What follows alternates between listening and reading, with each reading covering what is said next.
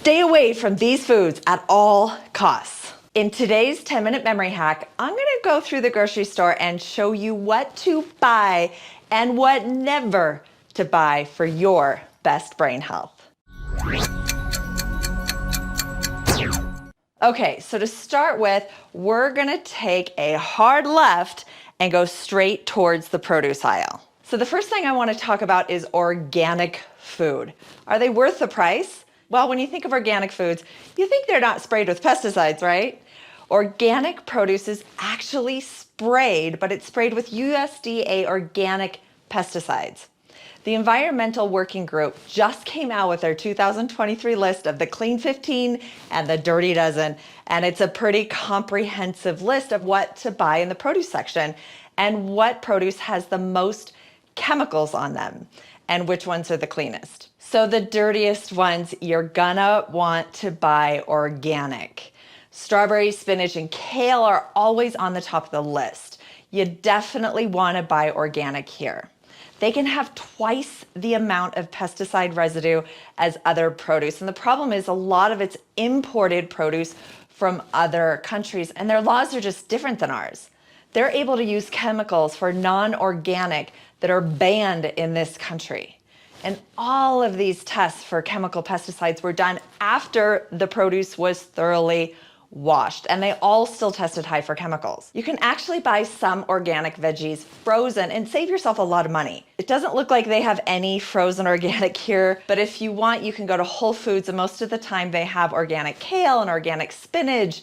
It's great to throw in a stir fry, and it'll save you a ton of money from buying fresh. Grapes and raisins are always towards the top of the Dirty Dozen list of chemical pesticides and are packed with a ton of sugar. So I typically skip the grapes, but if you do want to get grapes, definitely buy organic. Tomatoes are always on the Dirty Dozen list, so there's another one you're going to want to buy organic. Now, when it comes to the Clean 15, there are things like watermelon and honeydew and cantaloupe and onions and pineapple and really anything that has a hard exterior peel that you're going to throw away before you eat the fruit inside.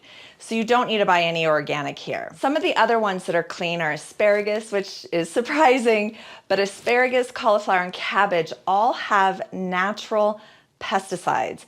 They naturally detract insects. So those ones you typically won't find any chemical residue on, and they can just be bought without spending the money on organic. If you're enjoying this video, get many more like this by subscribing to our channel. I also don't like to buy things like lemons organic. They, again, have that hard peel on the outside.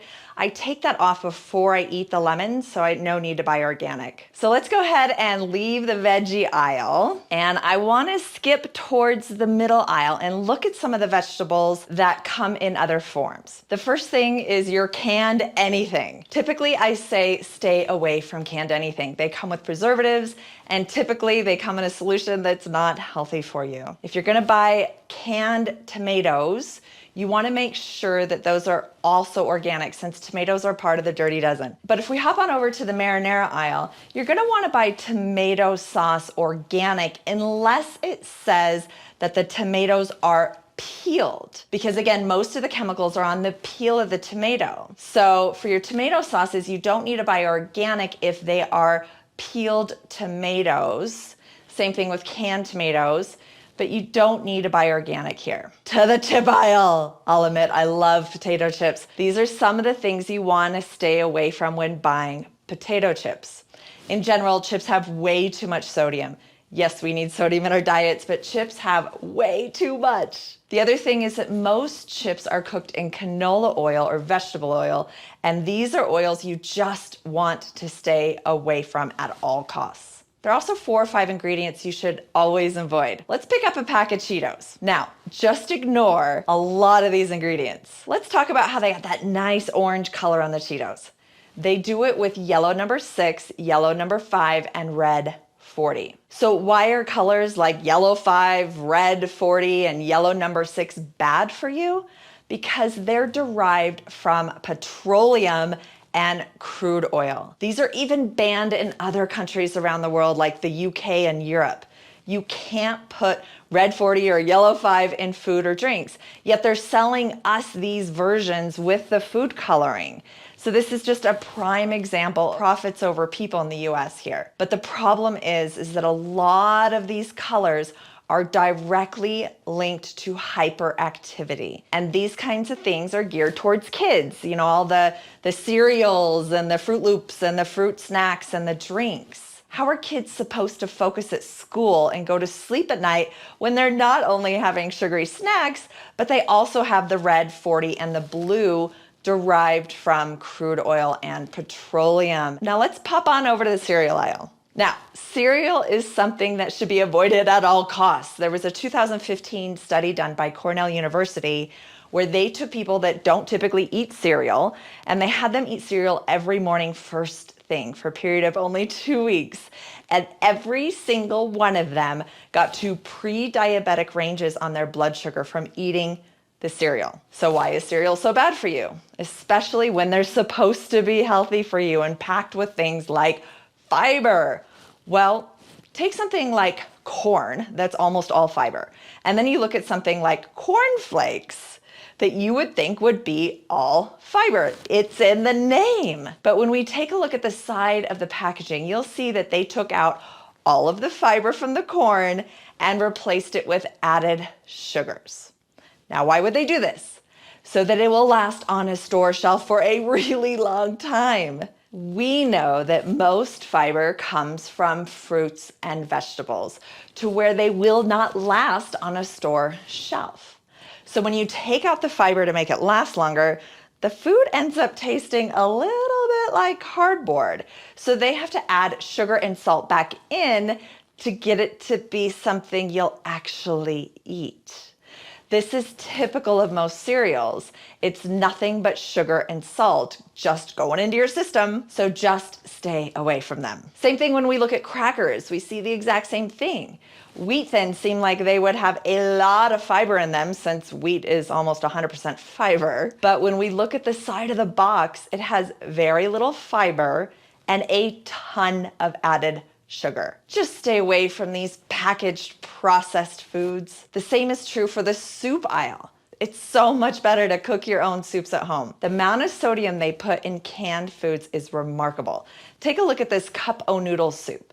It has 50% of your daily intake of sodium in the one container. Or look at this organic pasta, the pasta O's that you would give your kid. You may think it's good because it's organic and all that, but it's not good for you. And it's not very big, so I can't imagine you're gonna get 2 servings out of 1 can. Most people would easily eat 1 can in 1 sitting, and that's 44% of your sodium for 1 day. Don't buy things out of cans if you can avoid it. Now let's go on down to the cookie aisle. And all I gotta say is skip these aisles in their entirety.